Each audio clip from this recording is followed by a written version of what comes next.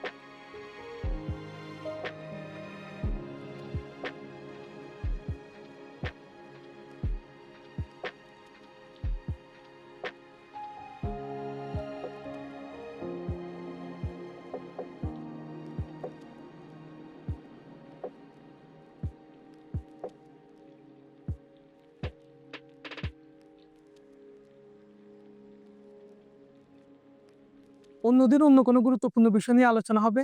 সে পর্যন্ত সবাই ভালো থাকবেন, সুস্থ থাকবেন। আসসালামু আলাইকুম রহমতুল্লাহ।